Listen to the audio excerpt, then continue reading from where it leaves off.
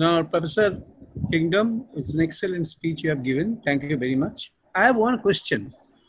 Recently, the Delhi government model, where the government schools have been strengthened. It is reported. Also, I have made a very small survey, pilot survey, that there are reverse flow from the private schools to the government school this time. So, Delhi government model, what is your take on that model? And how far you think that this is a viable solution at least? And so far as the accountability is concerned, which you think is very important factor, I agree with you. At the same time, I would like to tell you that we are conducting survey in schools for last couple of years in different states. And our experience is that many schools have only one teacher. In fact, 6 years back, I was a member of National Mission for Teachers and Teaching. There, it was reported that in Uttar Pradesh alone, there are 3 lakh vacancy in the primary schools. So this Delhi, I don't want to deprive others to ask questions, but this Delhi model, I'm very willing to know from you, what is your take on that? Yes, very, very important questions you have raised. And let me start with the last of your points first, if I may, where your survey of schools showing that many schools have only one teacher. And that is absolutely correct, because even DICE data shows that. So it is not that there is there aren't a vast number of teacher vacancies, but what there is a vast number of teacher surplus as well in other schools, particularly in urban schools.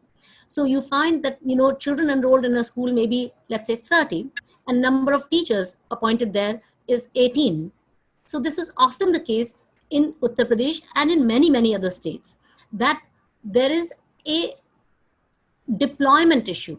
It's an issue not of teacher vacancy. It is painted as an issue of teacher vacancy. And in one sense, it is correct, because if the school has only one teacher, that is a school of teacher vacancy. But the reality is that at the same time, a nearby, government school in a more peri-urban or urban area has 7 teachers, 14 teachers, 18 teachers, when the number of children there is very, very low. So it's an issue of redeployment. As you saw, the pupil-teacher ratio, when you take it from DICE data, the total number of children, you divide by the total number of teachers, comes to 22.8, right? And if you take out those other 2 states, Jharkhand and Bihar, it comes to very significantly less than 22.8. It would be more like 19.5 or something like that, or 20. So the point is that the number of teachers is sufficient. It is more than sufficient, because the ratio is meant to be not more than 30. It's closer to 20, right? But what is the problem is the redeployment. We cannot ask those teachers, perhaps because of political economy constraints, we cannot ask those teachers who have got powerful vested interests gunning for them and supporting them, and getting their convenient transfers to more convenient locations. So the problem is that it is not a question of teacher shortage. There is in fact a teacher surplus, but it is a question of redeployment of those teachers in the places where they are needed. That's point number 1. The second point is that the Right to Education Act 2009 states in its the schedule to the act, where it specifies the norms and standards for schools, that a school must have 2 teachers till the time that it has got an enrollment of 60 children. Every school that has 60 children or less must have at least 2 teachers. If they have more than 60 children, then they have to have 3 teachers. So the point is that there are so many schools that at the time that the new education policy was made, nobody looked at the data as to what a high proportion of schools already at that time had less than 30 children. Now by 2017, the number of children, now that I've looked at the data and published it, it was in that report in 2015, which I did for the Prime Minister's office. After that, people are citing that figure that, look, the number of the enrollment numbers are so low and there's this exodus from government schools. But people had not focused on that before, even though it was publicly available information. So the point is that the average number of children in 7 lakh schools is 45 children. So you can imagine that, a very large number of children have, a very large number of schools have children less than 60. And so they have, even there are about 1,26,000 schools that have fewer than 20 children. But according to the policy, according to the Right to Education Act, they still have to have 2 teachers, even if there are 20 children. Even if there are 12 children, they have to have 2 teachers. So at one level, it is right that there is a teacher vacancy because there's only one teacher there.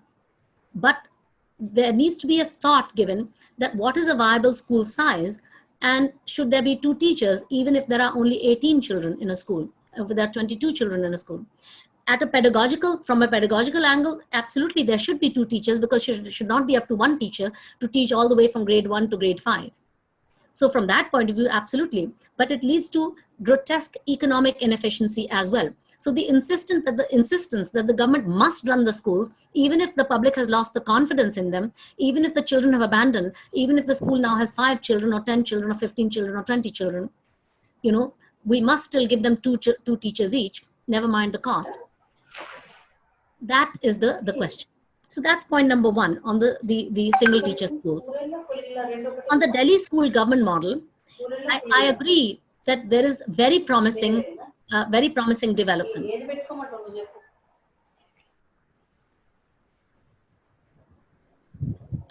In the Delhi school model is definitely a very encouraging and promising thing. And it shows that when a government takes interest in education, that it can achieve good outcomes. And, they have put more resources into it, for one thing. And it's not just throwing more resources at the problem. The minister there has taken a very hands-on approach, and he has also tried to tackle teacher accountability issues. They have tried to put, I think, CCTV cameras in all the classrooms. They are doing much more closer monitoring of the teachers. They're doing testing of children. They're tracking the achievement levels of children. So if a government can do all those things, why not?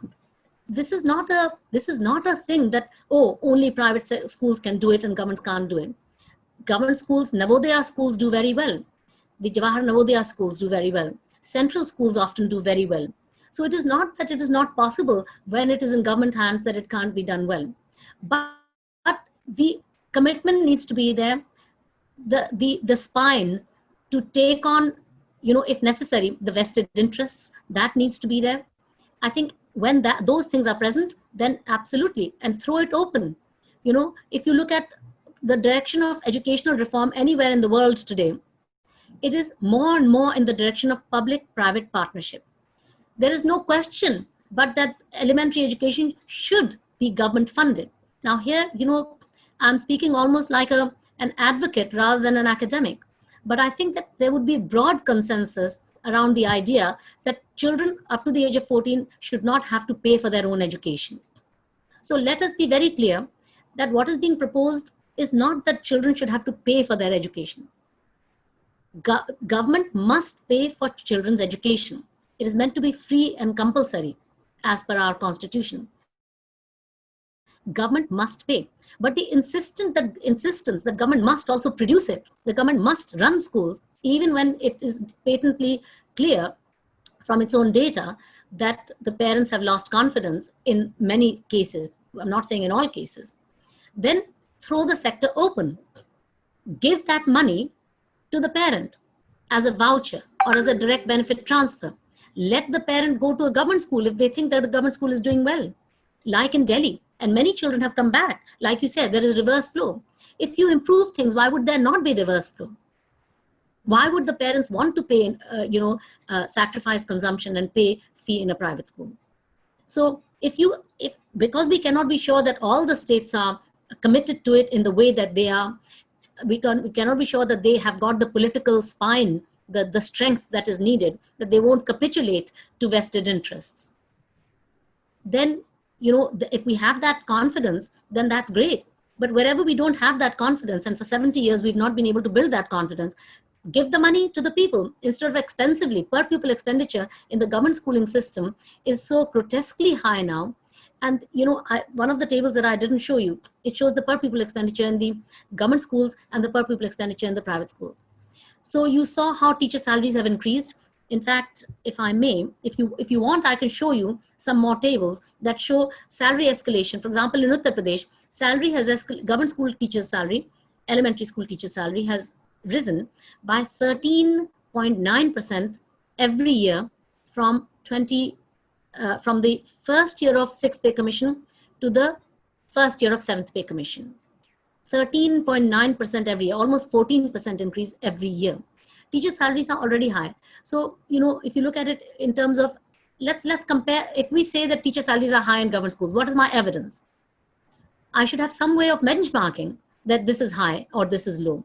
So my way of benchmarking teacher salaries was 2 or 3 different ways in which I benchmarked teacher salaries.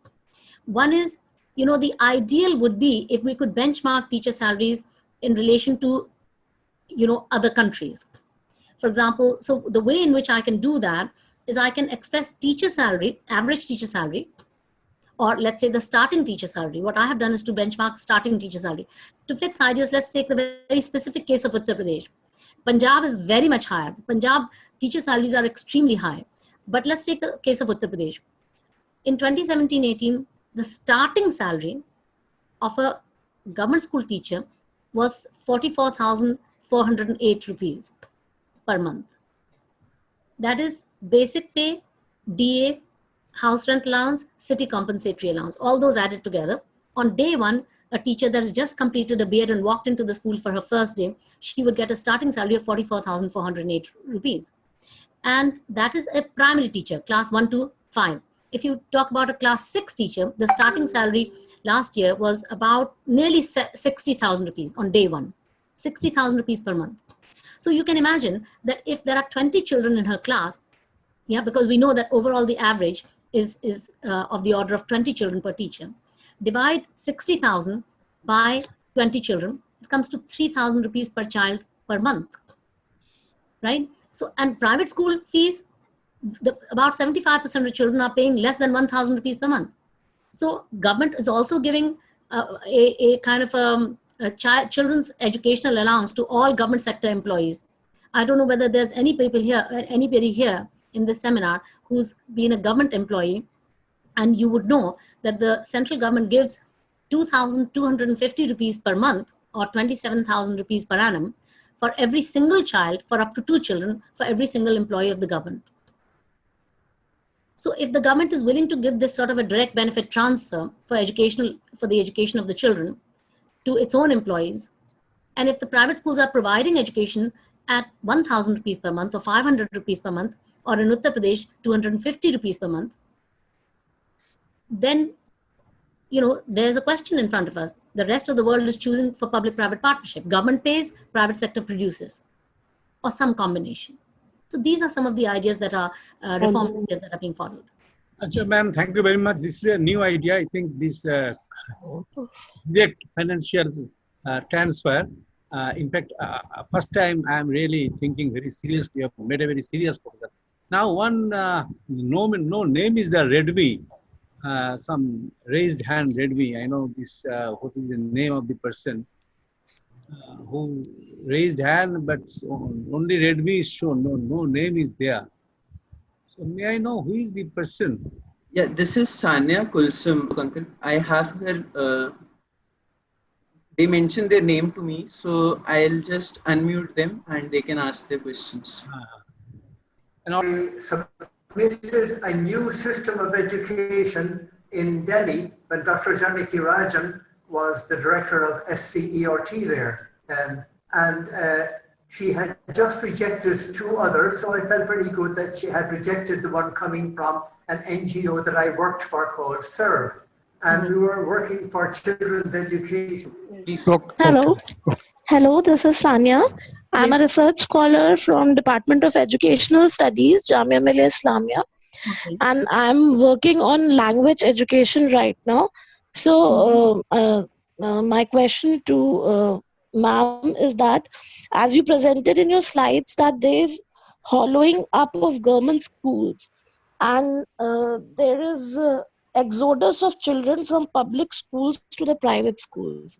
So, and relating this to the current NEP education, with reference to the language policy provisions that it has, and it clearly says that wherever possible, the medium of instruction until at least grade 5, but preferably till grade 8 and beyond, will be home language, oblique mother tongue, oblique local language, oblique regional language. So this provision is there, and there is no clarity on this aspect, and they have not differentiated between all these terminologies that they have used. And so my question is this, that there's enough data in public domain that already shows that there's a great divide between choice of parents, and they don't want to send their children to government schools. They want to send their children to private schools, whether they have to, even if they can't afford.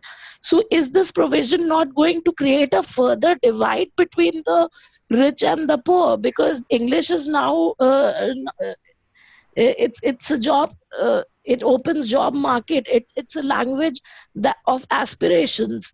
So are parents not going to send their children to a private schools rather than opting out for the government schools, and considering that there are still many more disparities that you already presented in your slides? Thank you. Shall I address that, Ashish? Yes, you can. Okay, so you've raised a very important point.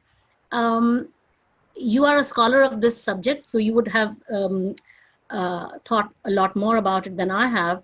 But you're absolutely right that the at one level it is true that own language learning may lead to better comprehension and better development of linguistic ability for later on. But there is also, I'm not sure that this is really based on very sound research, because see, if you look at children who grow in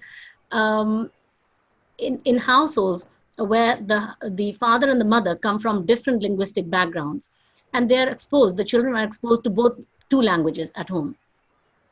In the longer run, those children learn both the languages very well, and they also tend to perform very well. And there's some research that I've come across, as I say, I'm not an expert in this, but which suggests that being exposed to two different languages helps your brain to think in two different ways. And it makes your brain more analytical, more flexible, and so on. So I think that there are some advantages as well of learning in two different languages. I agree very much with your point about increasing the divide, the rich-poor divide. This policy, if the governments, state governments, interpret this policy to mean that government schools should follow this direction that the new education policy gives, that preferably they should teach in own language. So in Uttar Pradesh, for instance, the government has been at pains to establish, to convert some of the existing government schools to English medium schools. Under this policy, they might feel shy of doing that because they might feel that the new education policy is nudging states to give education in own, students' home mother tongue language. So as a result, they may convert them back into Hindi medium schools, and that would again mean that those parents who might otherwise have been satisfied with the quality of those English medium government schools might feel that they should abandon them and go to schools, the private schools, and pay a fee and get this kind of an education that they consider an English medium education. So I think that it has the potential to also, increase the economic divide too. And I think that one thing you highlighted, which is very important, is the economic return to, knowing English. I was the external examiner of a Cambridge University PhD thesis by a scholar called Jaskiran Bedi. And she's written an excellent PhD thesis on the English language in India. And in that, she estimates the economic rate of return to knowing English, to speaking English, spoken English. And the answer is and there are other studies as well. There's a study by Nitish Kumar. He wrote, Nitish Prakash. He wrote that about 10, 12 years ago, about the economic return to knowing English language. And the answer is that a person who can speak English, their returns in the labor market are about 35% higher than the economic returns of a person who's otherwise equally qualified and has the same background. So there's a massive economic advantage to knowing English in our country. That being the case, parents would not be in step, parents' feelings would not be in step with this particular proposal of the new education policy.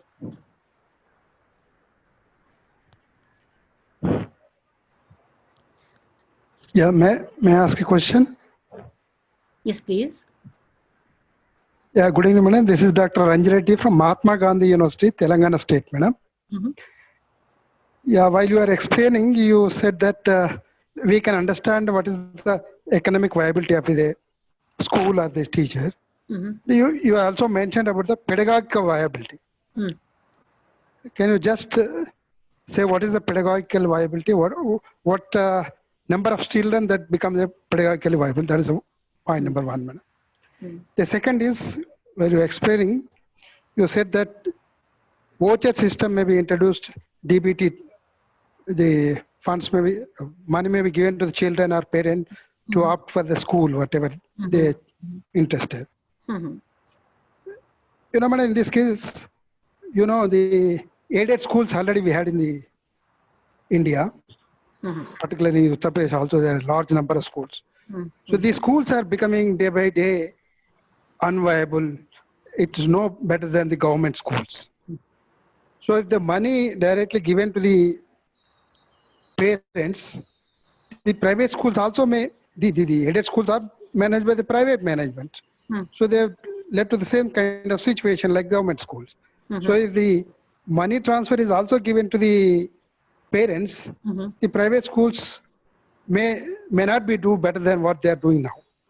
I'll give you an example. In the state of Telangana, Andhra Pradesh, government has introduced, of course, it's for higher education. It introduced the fee reimbursement. It's like there's a voucher system. So many engineering colleges have come up newly, and existing engineering colleges also increased their intake capacity. But these colleges are not doing better than the government institution. And 98% of institutions are in the private sector.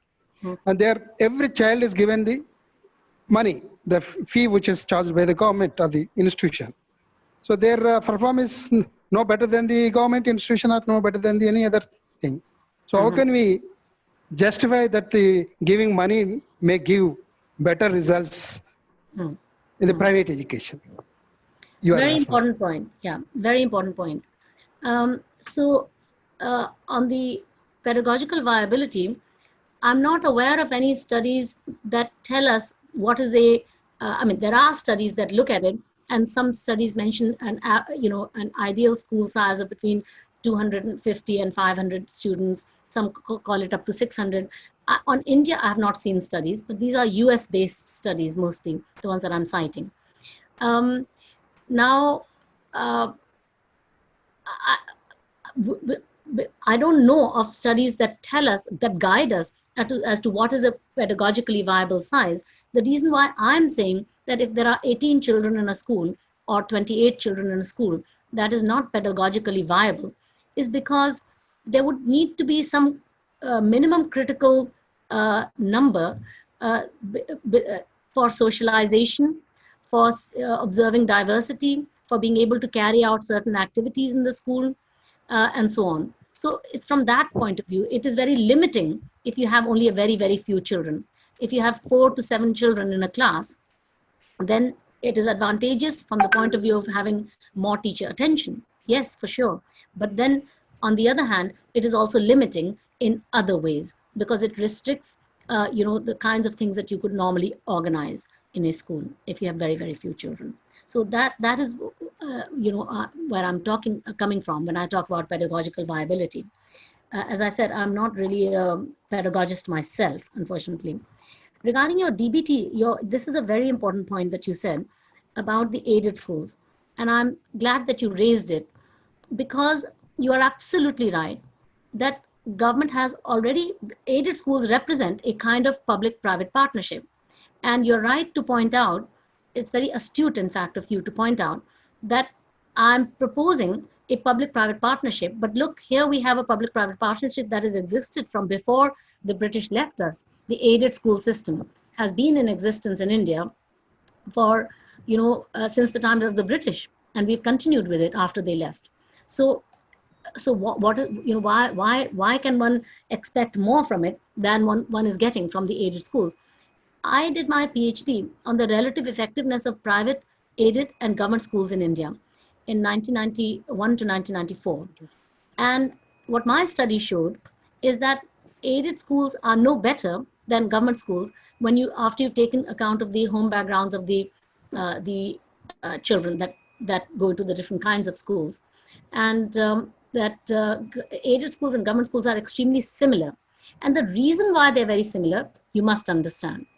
Despite being the fact that they're nominally called privately managed schools, and so de jure, by law, they are indeed privately managed. They are in private hands. And that is why their teachers are not transferable. Okay? But de facto, they are almost entirely like government schools. Number one, their teachers are paid by the government at the government salary rate, and directly the money goes into their bank accounts, just like it goes from the government treasury, just as it goes into the bank accounts of the government school teachers. The private school management in these aided schools have no say-so on the recruitment of these teachers. The teacher recruitment in aided schools is also done by the same Education Service Commission that recruits teachers for government schools.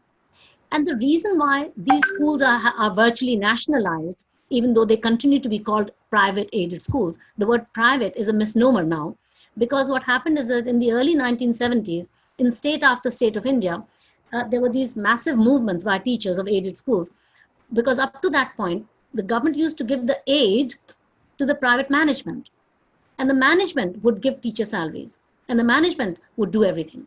But from early 1970s, in state after state, because of these massive teacher protests throughout the states, state after state brought in an act to change that. And they virtually nationalized these aided schools. So for example, the direct payment agreement in Kerala, 1972, the Salary Disbursement Act of Uttar Pradesh, 1971, these acts provided that henceforth the salaries of the teachers will be paid directly in aided schools, will be paid directly from the government treasury into the teachers' bank accounts, and that their recruitment shall be through this process. So although they aren't called private, they have the word private in their name, private aided schools, de facto, the management has hardly any discretion in them. So that's the reason. And the theory about why giving money as DBT can help is because you're giving the parent both the choice and the dignity that they, for example, under the Right to Education Act, you're telling children that you can go to a private school and the government will reimburse the private school. But the problem with that is that if you reimburse the private school, then you're giving the money to a school. You're not empowering the parent. If you give the same money to the child, to the parent, they can choose a school of their choice. And the benefit of that, the advantage of that, is that it's a completely different dynamic compared to giving the money to the school. The difference comes from the fact that when you give the parent the money, the parent becomes a fee-paying parent. He becomes an empowered parent. When he goes to a school, he goes with dignity, and is treated as such. Whereas the RTE parents that come, the Right to Education, they are often treated with disdain, that because government rarely reimburses the school properly. So schools feel that it's a burden on them. Whereas if the money is given to the parent can go to a school of their choice and be a fee-paying parent. So that fosters competition between schools, right? And that competition is meant to improve the quality of the schools.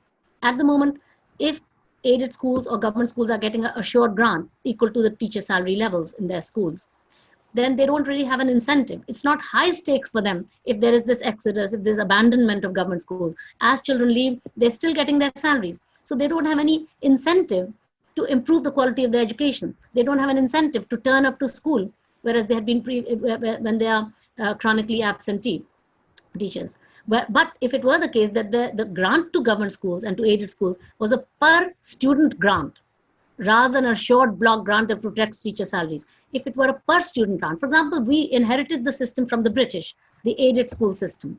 We inherited it from the British. Whereas in Britain, they have massively changed the way in which they fund these aided schools. They have made the funding to aided schools a per student grant.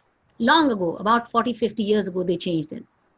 In India, it continues to be a block grant. And therefore, it's not high stakes for schools. Even if children leave, the teachers are still getting their jobs, their salaries. Whereas if it was a per student grant, as in Britain, as in most of the educationally advanced countries, it is a per student grant to schools by government. Government grant to government schools is a per student grant, not only to aided schools. Government grant to government schools itself is a per student grant. As the children leave, because your quality of education is not good, they take the money with them.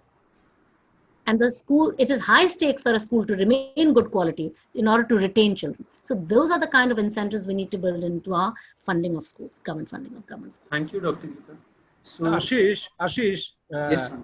Dr. Aruna, and Manas Dasgupta, Professor Manas Dasgupta.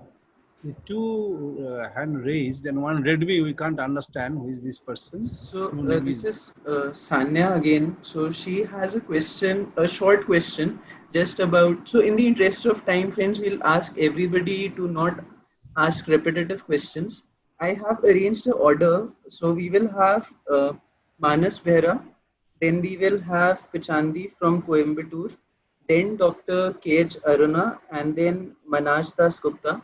And then Sanya, you can again ask the small quick question that you. If the time permits, and Yes. ma'am is ready to answer. Already this is 1.5 hours more than. Sure. So just go on. This is the final list you are allowing. And Right. I think, anyway, go ahead. Anybody else to ask a question? Not so. Yeah.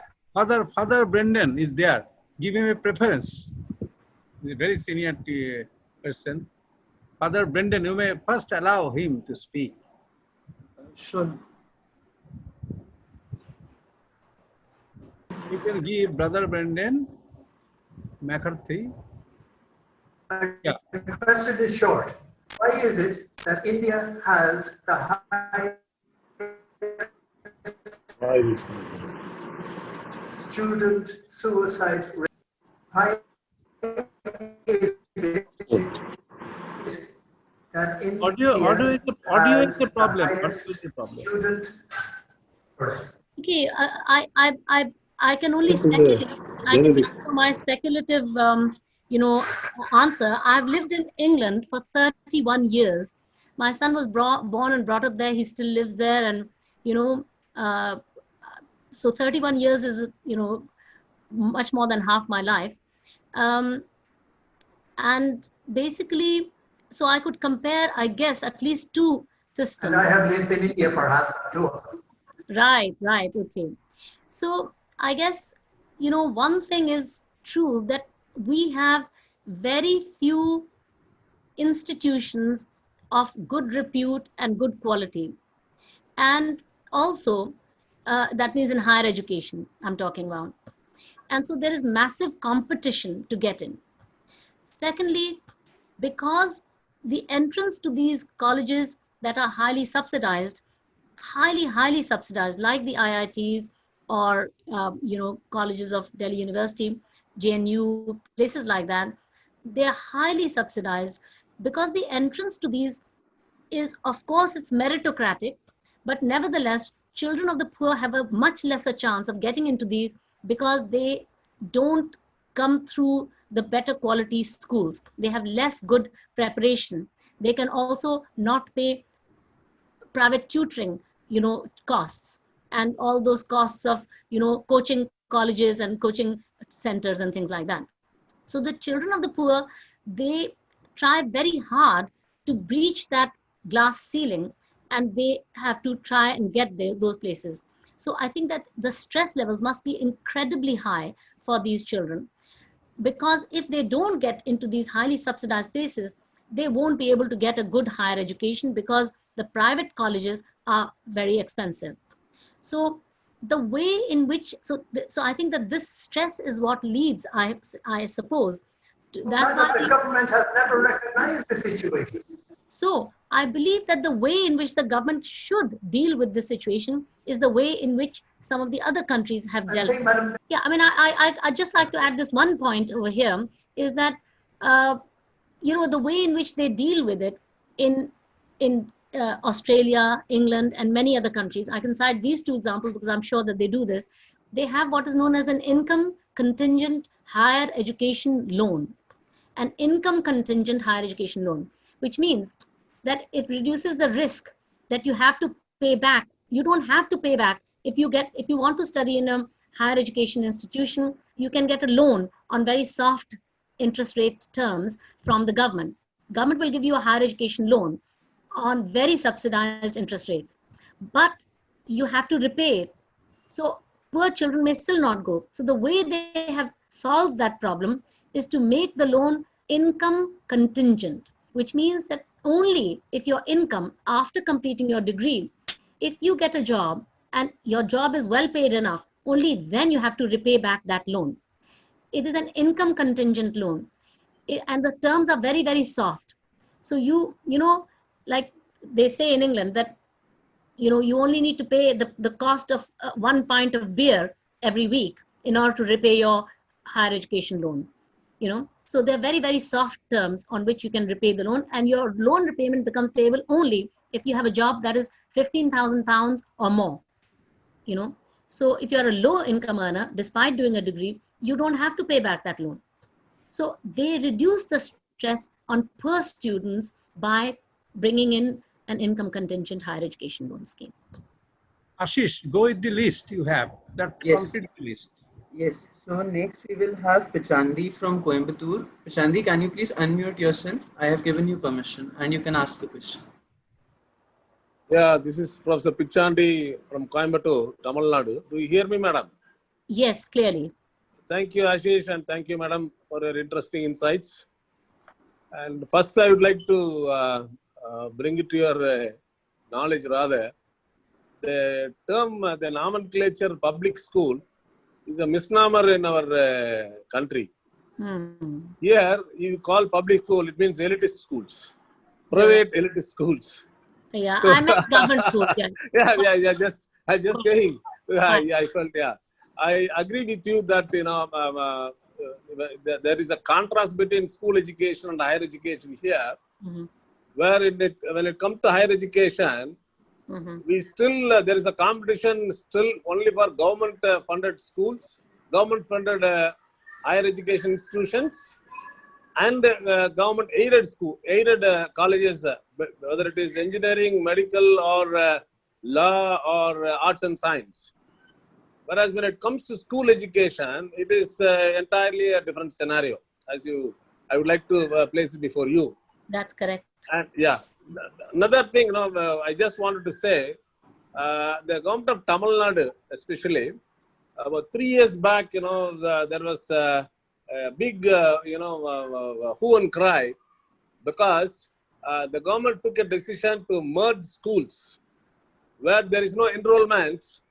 The neighboring school will be merged with the school where there is some enrollment.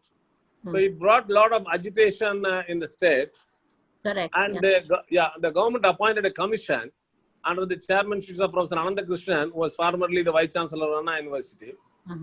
They came out with the report, and there was one Mr. Uday Kumar, an IAS officer, who took the matter very seriously. And the present Honorable Minister for School Education was also so much committed to know the reason. And they found out that English education is something which attracts the parents to send them to private schools. Since most of the governments, especially elementary and primary schools at the grassroots levels, do not have English medium, this is considered to be one of the major reasons for it. The second one is there is no kindergarten, that is nursery schools at the grassroots level. Even though we have Anganwadis and others, but that is all very remote villages where,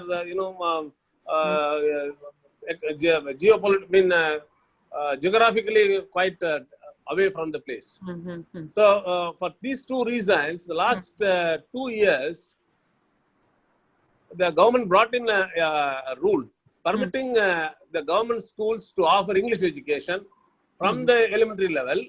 Second thing is, from last year, they started these nursery schools in elementary schools, appointing exclusive teachers for that.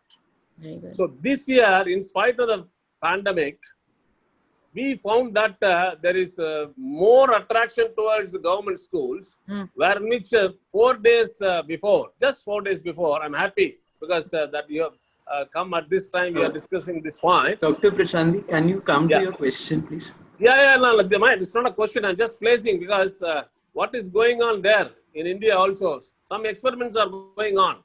I just want to place before this forum, where 4 days before, the media reports that there is more enrollment in the government schools, where the government has issued an order, start any number of sections, but don't deny enrollment to children from the poor background. So this is a scenario, a little bit contrast. So if it is addressed, as you rightly said, by the committed government, like the Delhi school which Dada has pointed out. So here there was an experiment. It is found to be paying some dividends. I just want your take on this. Yeah, I mean, I agree with you that where the government is responding to the people's preferences, the parents' preferences, they're making schools, English medium, they are providing pre-primary education in the same school. Definitely parents would like to send their children to such schools. And it's a great trend, because it means less tragedy. Poor parents not feeling the need to have to go to a private school and pay a fee. The more the government can do such things, the better. Thank you. Okay, so we will have KH Aruna for the question next. So KH Aruna, can you unmute yourself, Dr. KH Aruna, and ask a question? Professor, I'm KH Aruna from Manipur. In Manipur, Manipuri or Meiteilon is the lingua franca. But apart from this language, there are about 33 tribal languages which are mutually unintelligible. But on page 19 of the NEP 2020, it is mentioned that equality to all students. My question here is that, will it be possible to use all these languages in the teaching?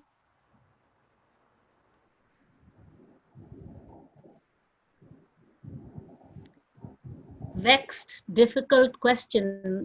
I mean, it seems impossible of achievement. It is a statement of intent, but it may not be possible to translate it into reality, because the resourcing requirements would be just enormous, and there may not be teachers in every single one of those linguistic communities to provide, to cater for the different subjects at the different levels. For example, it says preferably up to grade 8 in own language, so in grade 8, you would need different subject teachers. Up to grade 5, the provision is that a teacher has to be able to teach all the subjects. But in grade 6, 7, and 8, you need specialist teachers in the different subjects. For example, for maths, you need a maths expert, somebody whose degree, her own, or his own university degree should have been in maths, and for a science teacher in science, and so forth. So to be able to provide all those teachers in every single one of those dialects is a very tall order. So I agree with you that it is infeasible. I'm not sure what the solution is, but I do think that, you see, on the one hand, there is this great necessity and desirability of maintaining and perpetuating and the heritage and the culture of the different groups, and that means that their language should also be preserved and it should go forward. It should not die out. So it is very important to maintain that. If it can be done through the oral tradition, that is one thing.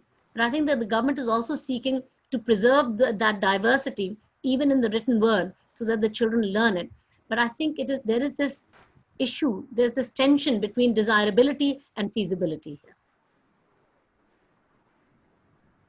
Ashish, next question. And it should be brief. Everybody should be brief because already we have taken a lot of time from now. Yes. So we just have 3 more questions. Dr. Manoj Das Gupta, he can unmute himself, I think. Yeah, I'm available. And then yeah, Professor am I audible? Singh, and then Subodh Kumar. Yes, you are audible. Am I audible? Yes. Hello. You are. Good evening, madam. I wish to thank you for the beautiful talk you have given. Now, I see a trend these days. It might not be based on the very standard procedure of analysis, the way you did it. Now, there looks like government trying to withdraw its hand from the education to the extent it can. And I'll tell you, finance is a constraint, this and that, so government feels I'm not able to do it, let somebody do it. And that's how so-called private school, that includes the so-called public schools also, are coming up. Now, question is, here, the fee structure of the students are very, very high because it's a private institution, it has to make some profit. The salary of the teachers are comparatively very low as compared to the government schools. And obviously, it tells upon the qualification. Say, I have a post of a teacher, I have advertised, I can only offer 3,000 rupees per month. Right. So whatever best qualified people within that range, I can get. We get some people, just might have passed a master degree or something or B.Ed, using at a stepping stone. So that also the teaching suffers. And madam, what I find that there is no active private school regulatory authority in most of the places. There may be such things in place because in one hand, they are compromising the quality. The salary structure is very high and teachers are also low paid. This is my question, madam. Thank you. Yes, I think that's a very fair assessment that in private schools, it's a very fair assessment that in private people are.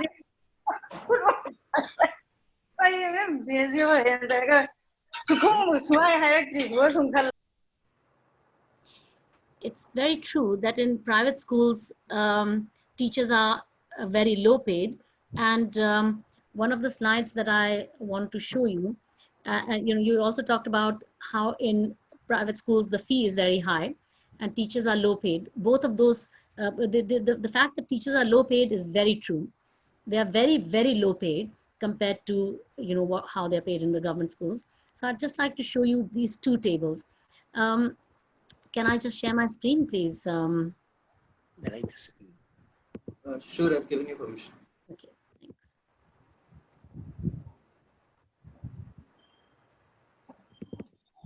So here, if you can see it, is this table showing the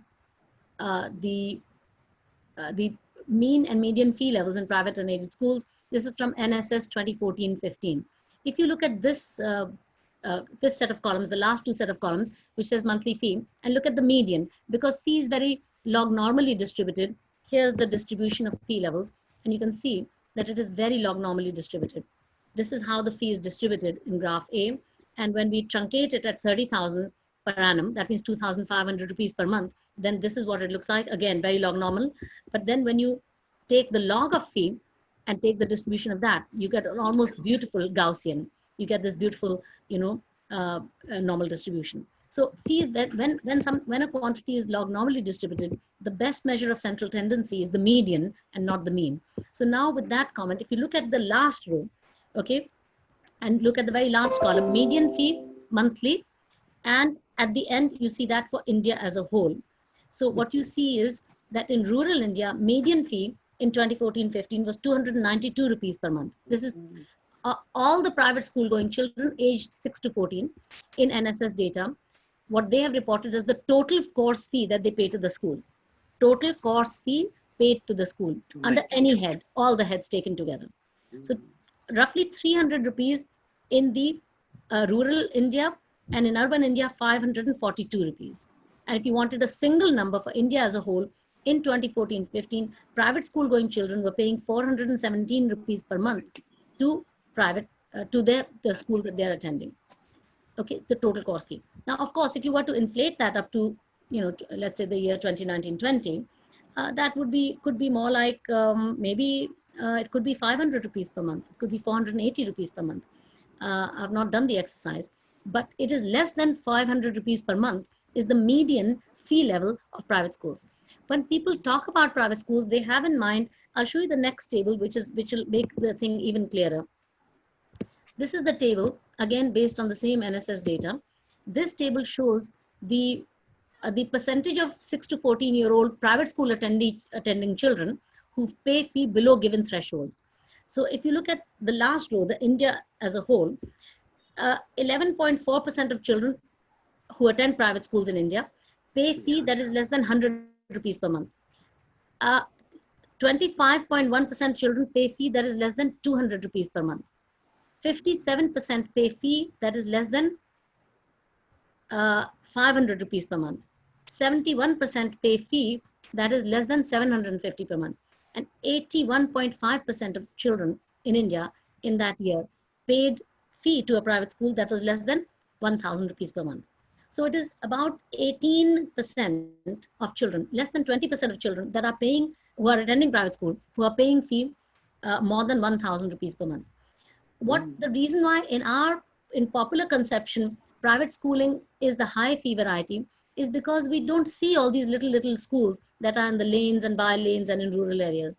We, in newspapers and so on, in the public consciousness, also they have big frontages, the high fee charging schools, and they have big boards and things like that, and they're on main roads. So they are visible to us. So we think that is the reality of private schooling in our country. Whereas the reality of private schooling in our country is what the NSS data is showing, which is that 81% of children were paying less than 1,000 rupees per month. And by the time you come to less than 2,500 rupees per month, 96.4% of children were paying fee less than 2,500 rupees per month. So that is not, very high. If you look at per pupil expenditure in the government schooling system, it is not less than 3,000 rupees per month per child. Okay. Thank you, Dr. Geeta. We'll have VP Singh for the next question. Ashish, please, one minute each. Otherwise, it's already 2 hours. Right. So just we'll have VP Singh and then Subodh Kumar. Last 2 questions, we'll do it quickly. Okay. Yes, Professor VP Singh. Yes, I am VP Singh from Bihar. As ma'am has already said about the elementary education in India, but there are new trends in India, and that is the appointment of ad hoc, part-time, temporary teachers. So I will give an example of Bihar, where the teachers scale which you, ma'am, have described is 44,000 plus at the start of beginning. In Bihar, teachers are getting 18,000 to 24,000 for primary and middle schools. I think in India, when there is a practice of appointment of such teachers, and even not by competent authority, but by local bodies, including panchayats, district boards, so even the quality is being compromised, and their pay is also not as per the government rules or government. So in this perspective, I would like to know whether in India this if this trend goes on, what will be the result of, Actually, yes. what you are proposing and what actually is happening on the ground is not similar. There are otherwise. So Let me explain to you that that's not the case. Bihar is an outlier in this respect, in the sense that Bihar had a massive, for about 20 years, not 20, about 15 years, Bihar did not appoint any teachers, any regular teachers. By 2005 or 6, it had such a massive backlog that they suddenly appointed, between 2005 and 2007, they appointed about 2 lakh para teachers. Okay, they call them panchayat teachers, and you are from Bihar, so you know that. And yes, these teachers were paid very low amounts of money. Now, of course, it's gone up to about 24,000 rupees per month, but they were paid very much less than that before. But they unionized, and they have got this thing. It is the government of Bihar that sets the rate. The rate of pay is not set by the panchayats. The government of Bihar has set the rate. And you're right that panchayats, etc., they're called panchayat teachers, and panchayats have a say-so in appointing them. They're meant to be local teachers. Now, the thing is that you're right that they are ad hoc teachers, in the sense that they don't have jobs for life. Their jobs are renewable jobs. In that sense, they're temporary teachers. But if we were to look at the evidence of, are they less effective teachers or as effective teachers compared to normal teachers, because the logic for the appointment of the para teachers was not just economic, the fact that they would cost less, and they were not meant to be teachers who necessarily had to have teacher training. They could be people who didn't have teacher training, and they could still become para teachers. But the logic was that if they are appointed, then because they are local teachers rather than teachers who come from far away, therefore they're more likely to attend school, number one. Secondly, when they have annually renewable jobs, or renewable every 3 years or whatever, then they will work hard, because they will not become complacent and rest on their laurels that, okay, now I have got a job for life. So because of the accountability situation, the poor accountability situation among regular teachers, it was thought that para teachers not only would cost less, but they would also be more accountable because of impermanent job contract. So these were these were the logic why it was done. That is the a priori logic. What was the actual outcome? Well, there have been 3 studies looking at the relative effectiveness of para teachers and regular teachers in India. All of those 3 studies were done in the year 2010-11. I was the author of one of those studies, and I went to Bihar. I did my survey in Bihar, and in Uttar Pradesh, my study was based on 2 states, and there were 2 other studies. One was by Muralidharan and Sundara Raman, and one was by Priyanka Pandey and Sangeeta Goel, and taking in between them, I think 6 states of India. And the answer to this question was roughly the same in all 3 of the studies, using different data from different states, and different data sources, different techniques, econometric analysis. What they found, all 3 studies, is that para teachers, the children taught by para teachers, were no less, their outcomes were no lesser than those of children who were taught by regular teachers. So, then we had to think about, in my study, we had to think about why that would be, because these were they were not less educated. The educational qualification requirements for them were lower, but de facto, they were, if anything, slightly better educated because they were younger, So because they were younger, although the educational qualification requirements for them were lower, de facto, they had the same or slightly better educational qualification, but they didn't have teacher training. A high proportion of these para teachers did not have teacher training, and moreover, they were paid very much lesser than the regular teachers, a small fraction of what the regular teachers were getting paid.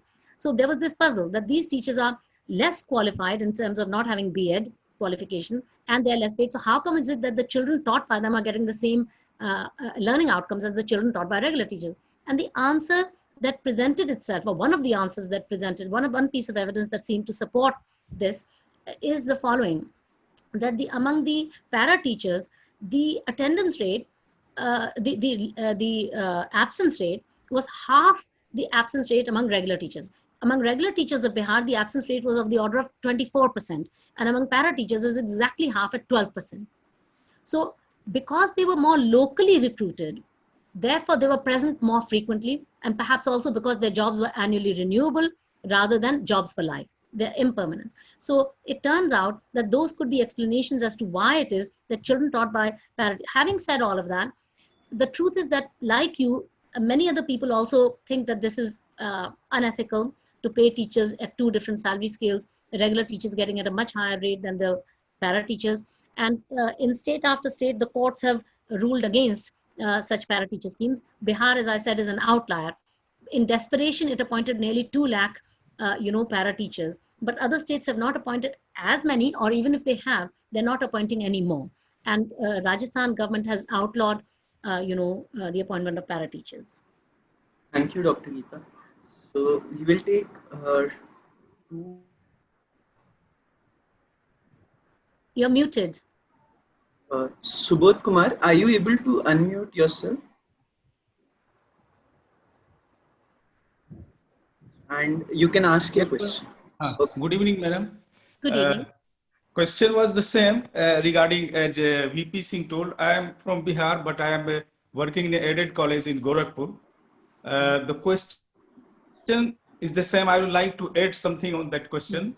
In Bihar, after coming of the NDA government, Nitish Kumar started recruiting the para teachers, para or contractual teachers. Yeah, that's right. But those contractual teachers went to high courts on the plea that for the similar kind of work, we should get the same salary. In Patna High Court decided in their favor. Then Nitish government went to Supreme Court.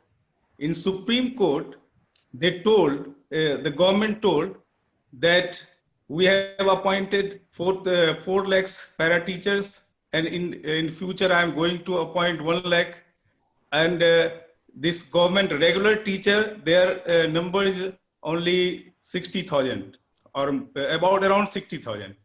So in future, we don't have to pay them the salary resources. So in future, I will not, the state of Bihar will not appoint any regular teachers. So it is a dying cadre. The Supreme Court decided in favor of Bihar government. Since the regular teacher in Bihar are dying cadre, so there cannot be their salary of the contractual teacher cannot be compared with the salary of the government regular teachers. If now the question is, in such a case, and a large number of state governments are taking going away from this responsibility, absolving themselves off from this duty. So if this happens, and other states will also follow. Our Bihar has got a very good brilliant record of having very bright students from secondary school. That is a very this will certainly affect the education of Bihar and the teachers. So what will be the impact of this on education of Bihar? Very difficult question you have asked, a very important question, but also a very difficult one to answer. You see, I mean, I think that one thing I can do is that, if you permit me, I'll share something with you which will really help to answer this question. Sure. Just one moment.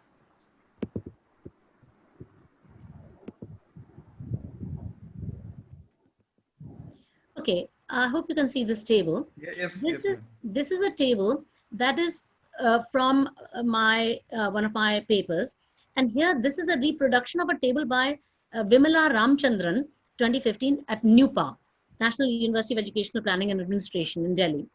And she did a 9-state study of teachers in India. And this table is her table, but which I have cited in my paper, and I've written source Vimala Ramchandran 2015. Now, if you look here, you can see the teacher salaries in the different states of India, right? So fine. Then what I have done is to say, let me just convert this into how many multiples the salary is, the teacher salary is, of the state per capita income. So here is the table that shows that. It shows that in Tamil Nadu, government primary school teachers annual salary, well, monthly salary was 28. Let's look at the total. Yeah, let's just take any one state. 28,660. So therefore, multiply that by 12, it comes to 3,43,000. This is all for 2014 data. And in junior school, that is upper primary school, these were the salary levels, monthly and then annual. Now, if you take the state domestic product per capita, state domestic product is the per capita income of the state, it is 1,28,000. You divide, you divide the teacher's pay by the per capita income and you get the multiple. So what this is showing is that if you look at just this row here, it is showing that a primary school teacher's salary as a multiple of state per capita income, for primary teachers it was 2.7, that multiple, and for junior teachers it was 4.6. And you can see that in a state like Uttar Pradesh, it is very much higher. The salary levels are such that because the per capita income of Uttar Pradesh is very low, you can see that the per capita income of Uttar Pradesh is only 40,373 in that year, 2014-15, right? Whereas in Tamil Nadu, it was more than 3 times that. So the salary is roughly the same. In Uttar Pradesh, the salary in fact higher, 39,683 per month. In Tamil Nadu, lower, 28,000. And yet the income of Uttar Pradesh is a lot lower than the per capita income of Tamil Nadu. So therefore, the multiple is much higher for Uttar Pradesh. A primary school teacher is paid nearly 12 times as much as the per capita income of Uttar Pradesh. Okay, so have a look here. I'm just showing this here. If you look at Uttar Pradesh, this is the row for Uttar Pradesh. A primary school teacher's salary per month is, in that year, 2014-15, is 12 times the per capita income of Uttar Pradesh, and of a junior teacher's salary 14 times. If you take the average across all these states, the simple mean of these multiples comes to 6.7 times for primary teacher and 8.7 times for the upper primary teacher. That means roughly a primary school teacher in India is paid 7 times the per capita income of the country, and a junior teacher is paid roughly 9 times the per capita income of the country. How does that compare with other countries? Because that can be a way of saying, so one country that we compare ourselves with is China. So it'd be good to know what is the ratio of teacher salary to per capita income in China or in other countries. Luckily, we have such a table because Jean Drèze and Amartya Sen they wrote a book in 2013 called An Uncertain Glory, India and Its Contradictions. And its chapter 5 deals with education. And in that, this table 5.4, I have reproduced here from that. And you can see here, I'll just increase the size of this table so you can see it a little better. So you can see here that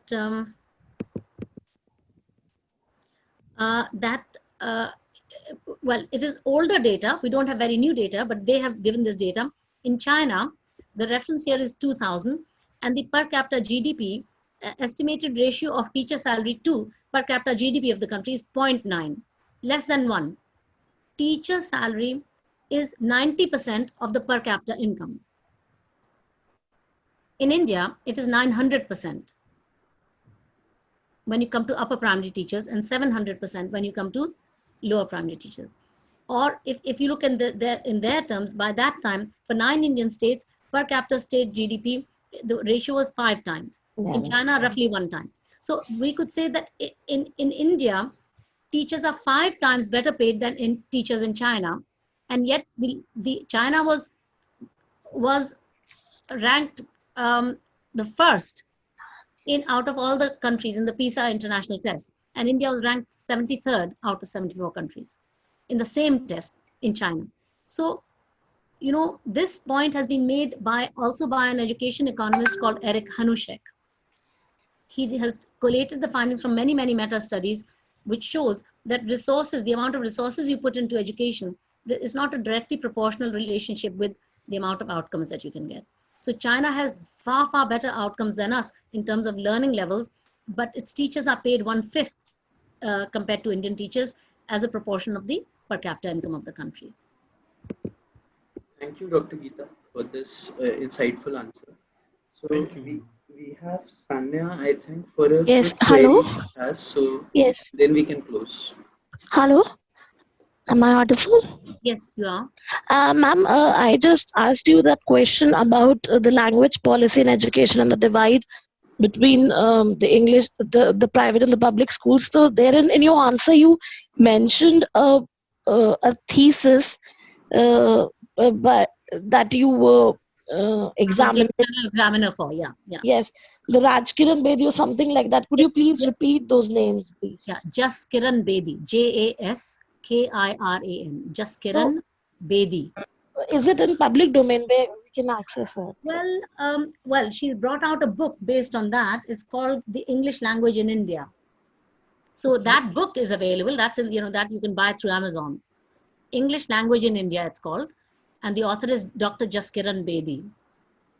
Okay, and the other one, Mr. Nitish Prakash. She now works for Delhi government on their education, in the education department.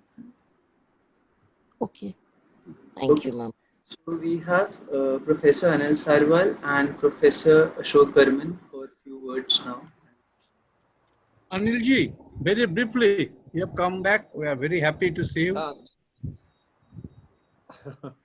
Tell us a few words. A second when I don't lose a second when Geeta is speaking to listen to her, because every second that she speaks gives great information. And as usual, I would like to thank her, with all of us being enlightened by her beautiful research and lot of data that she has presented. Generally, talks are done emotionally or from an ideological point of view. But Geeta has analyzed, and not only analyzed from Indian point of view, Indian states, but also the whole world. So I can only thank her. She readily agreed when I requested her. And we hope to have her some again, maybe in the future, because so many questions are there. It's very late. So thank you, Professor Burman, for initiating this forum. And we are all being enlightened every Sunday. Thank you, Geeta. Thank you, Professor Burman. Thank you, everyone. Thank you, Anil. It was very interesting to be here. And yeah, very, very interesting questions and an interested and engaged audience of eminent people. So yeah. Now, Professor Kingdom, I would like to conclude before a formal thanks are given to you. I would say that we have a plan. Now we are ambitious people. We have a plan to bring out a web publication and, if possible, a book on this new education policy, our understanding, and what should be the proper way of looking at it, and what should be the things ahead. And we don't think that it is final. Its government has made it final, but I understand the debate is going on and will go on for a very long time. So if you would agree that time, we will request you to write a chapter for us in our book. We'll be very, very grateful. Sure. Particularly for school education level, we don't have much resources.